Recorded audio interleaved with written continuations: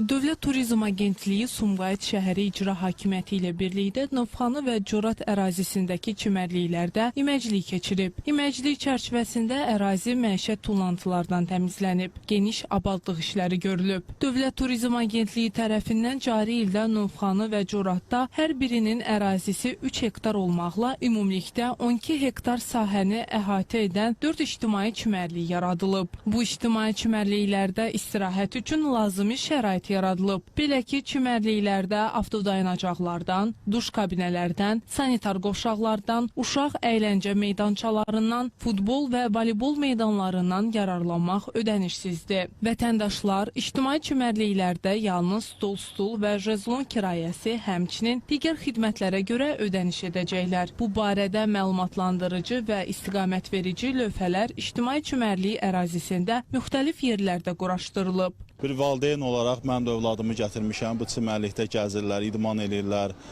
Gənclər üçün belə necə deyərək, çox gözəl bir şərait yaradılıb. Yəni bunun başqa bir şey sözlə ifadə eləmək olmur. Sevincimizin həddi-hüdudu yoxdur.